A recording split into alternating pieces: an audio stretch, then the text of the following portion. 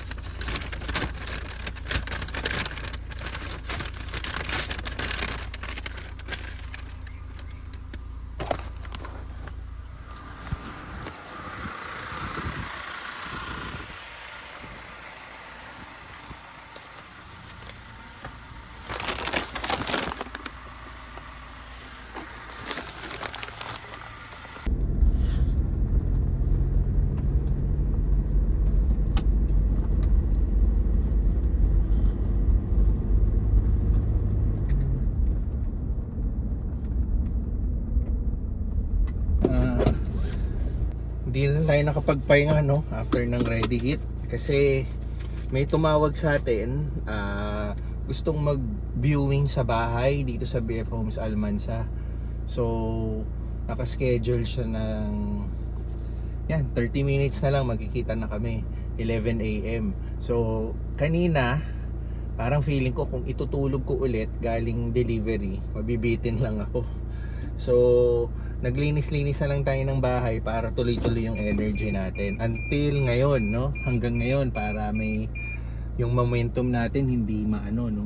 Kasi ako po, oras na nag-relax na ako, tapos biglaan meron kang kailangan gawin, nahihirapan po yung katawan kong ibangon, no? Kaya gusto ko tuloy-tuloy yung trabaho. So, eto, at least yung momentum natin, buhay na buhay pa yung diwa natin, ready tayong magpa-viewing ng bahay. So, hopefully, ito, another potential client, sana magustuhan yung bahay. And then, ayun, i-check natin. Pero dadaan muna pala tayong laundry.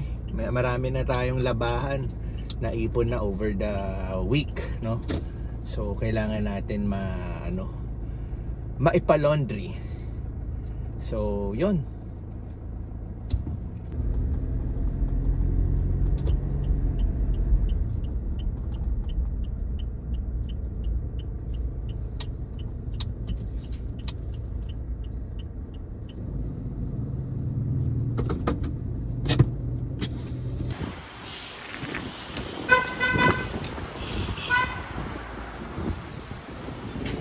Ito na naman, tirik na naman yung araw. Yan.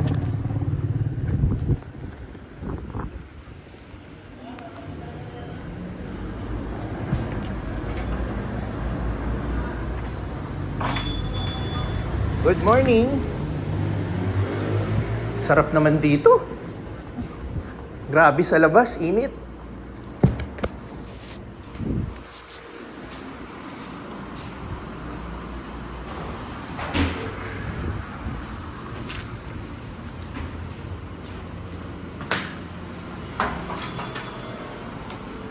Saan kayo itong Holy Week? Meron kayong nakaplanong bakasyon?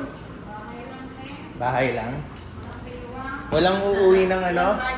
Walang uuwi ng probinsya? Malayo-layo, sir. Malayo eh. Saan pa probinsya mo? Pangasinan po. Oh, Pangasinan pareho na sa misis ko. Mainipin ako, sir. Mainit. 6 na oras, mainipin ako eh. Oo, pag biyahe na. Alam ko, 6 na oras? Parang 4 lang. Ano sa amin sa... Saan ba sa Pangasinan siya? Sa Orbestondo, Pangasinan. Orbestondo. Si... Sa may lampas pa po ng Dagupan. Yung sa kamag-anak, si misis sa Lingayen. Mas malayo pa yun. Mas malayo yung Lingayen? Oo. Eh, bakit? Sa amin. Last year, Kaya yung... lang sa amin sa Quezon. Salamat po. Okay na to. Yung last year, yung Holy Week, sa Pangasinan kami. Lingayen, yung Yun yung yung may apaya. Yan ba yung apaya? may dagat.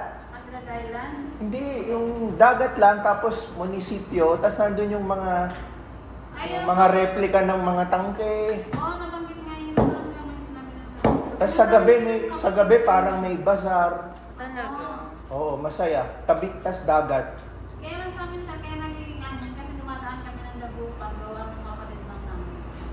Bago kami dumiretso Dagupan. ng- Ay, may biyahe, commute, stopover. Kaya matagal yun. Kaya pala. Pero kung private, kotse, alam ko 4 na oras Dadaan pa lang. rin kami ng Dagupan. Para lang daanan yung kapatid niya. Kami naman, ang probinsya naman ng nanay ko, Pampanga, mas malapit. Ilang oras lang yun. Ano na yung Pampanga, parang hindi na rin probinsya dahil... City na. Marami na rin ano doon. Hindi, parang pag bumiyahe ka, mabilis na. Parang hindi na siya yung... Tayo kasi pag sinabi natin probinsya, parang malayong biyahe. Oo. Ikaw, probinsya mo? Naku, Albay po ako sir. Ha? Albay. Oh, ang galing nyo Albay, Bicol, tatay ko naman. Oh, di ba? Sabi ko sa... Ang tatay ko naman sa Iriga. Oo. Iriga. 1 oras yung biyahe niya sa Legazpi. Mas malapit kaysa sa akin. Oo. Pero yung 2 years ago naman, pumunta ako doon, nag-aeroplano ako sa yung 1.5 hour lang yun. sa may Legazpi Airport ako, bagong airport doon. Hindi 1.5 lang sir. Tatay ko, may bahay siya doon. Ha? Nag-aeroplano lang. Oo, Para madali. ayoko nung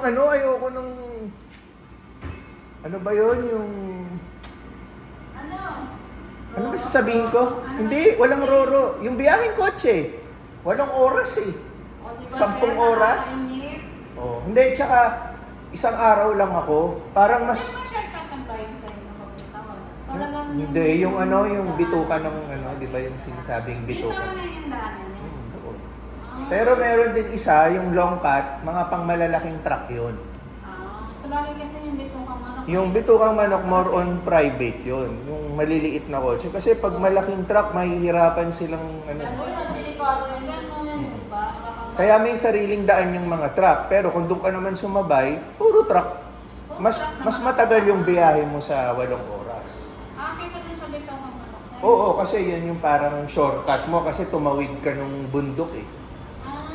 Kasi yung isa sa gilid. Kaya marami rin pang lumaban doon. Oh, yun yung kumbaga hindi lang ako sigurado, pero nakakatipid ka ng oras o minuto doon sa biyahe mo. Sa bagay. Tsaka wala nga ako sabay na malalaki sa bagay. Pero this year, dito lang din kami sa Las Piñas.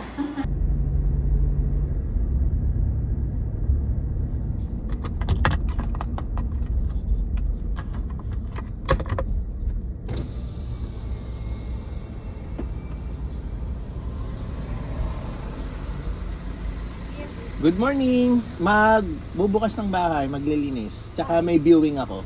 Bahay mo po yan? Bahay ng mother-in-law ko. Sir, balikan niyo na lang po ito. Wala nang number?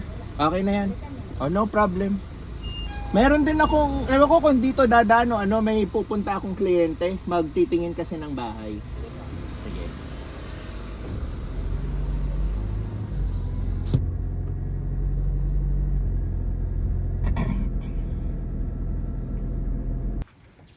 Dating gawi. Inagahan natin ng ilang minutes para makapagwalis tayo. Good morning po. Oh, medyo dumami na naman ang mga dahon. Ito yung bahay. Buksan muna natin. So ito po ulit yung bahay. Yan.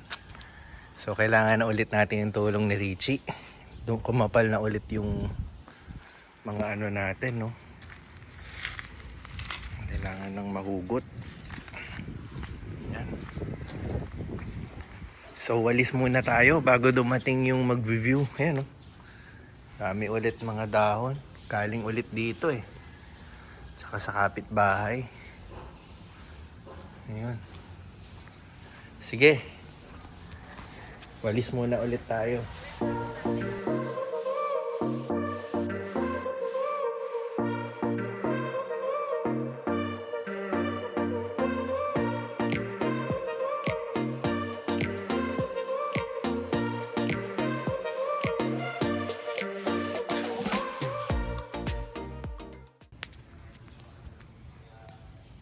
Waiting tayo.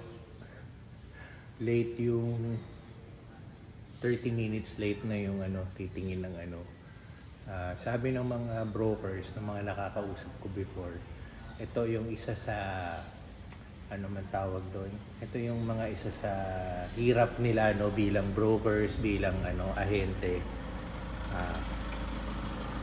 Speaking of late, nandito na yung mag-review. Sige, bye-bye. Tapos na mag-viewing. Ayun, lang, mga 15 to 20 minutes lang. Inikot lang yung bahay, tapos nagtanong ng mga katanungan nila, no? So, syempre tayo, handa naman tayo, tsaka matagal na tayong na-rehearse dyan. Sanay na tayo sa mga isasagot. Anyway, yung kaninang kinukwento natin, bago sila dumating, late kasi sila ng 30 minutes sa pinag-usapan. Actually, okay pa yun eh. Yun nga, no, pag nakakakwentuhan ko yung mga brokers, yung mga ahente, usually daw pag meron silang viewing, pupunta sila sa isang property, ang tagal daw, minsan magpapakita after 1 hour, 2 hours, kasi may lakad pa daw, ganyan, sorry. Wala silang magawa, no, kasi syempre, kailangan nila yung mga buyers para sa commission nila, 'di ba? Yun kasi yung trabaho nila. So, naiintindihan ko yung kaya kanina naisipan kong mag-video, sabi ko 30 minutes late. May oras kaya antayin natin dito? No, hindi ko alam. Buti na lang talaga yung pag-play ko ng video dumating sila. So ako, mag-expect na sana ako na 1 hour, pinaka max 2 hours, tatambay na lang ako doon. So, yun no, na-share ko lang dahil yung mga ahente natin, mga broker, yun din yung isa sa nararanasan nila, no? Part of the job ba, 'di ba?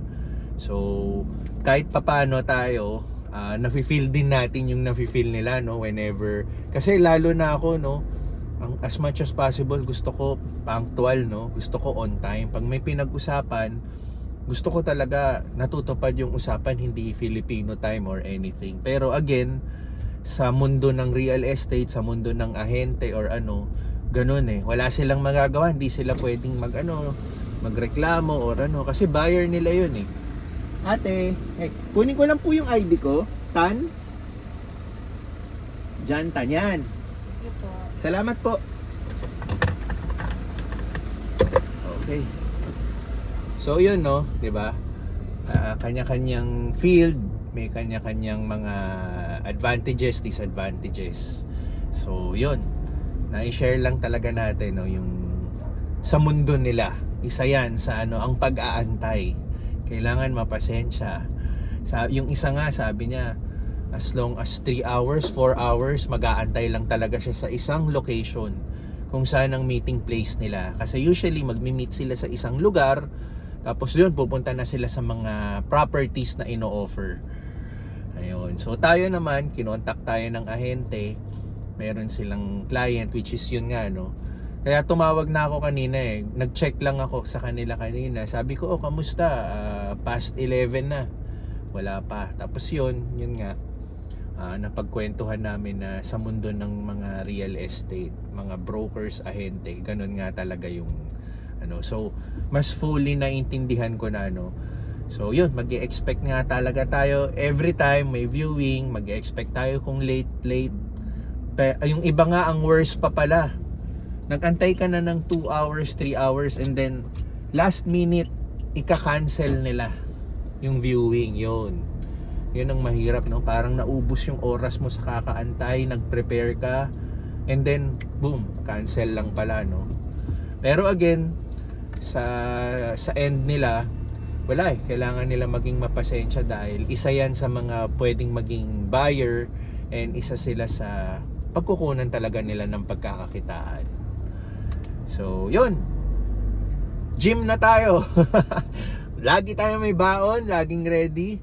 So, yun, ginanahan na naman ako ng husto dun sa pag-o-orient sa kanila sa lugar, sa pagtutour sa kanila sa lugar, yung house tour. So, itutuloy ko na yung momentum natin. Magji-gym na tayo diretso workout. Kasi mamayang hapon, turn naman ni Tinsel. So, okay. Very productive ang Sunday natin ngayon. And hopefully, yung nag-viewing, no? Sana magustuhan nila and eventually makapag-transaction tayo sa kanila para mabenta na natin tong bahay dito sa BF Homes. Yun. Okay, workout time. Siya nga pala, no? Absent ako kahapon sa gym. Kasi nga, nanood kami ng Miss Saigon, no? Or nasira yung streak ko na sunod-sunod. Kasi for 1 month straight, no? Nakakahanap tayo ng time makapag-gym. Kahapon, wala eh. Halos whole day kaming nasa Soler. And then nag-dinner kami. And then pag-uwi, sobrang pagod na. Hindi na kaya. So magsisimula ulit tayo ng panibagong ngayon, streak ng pag-workout.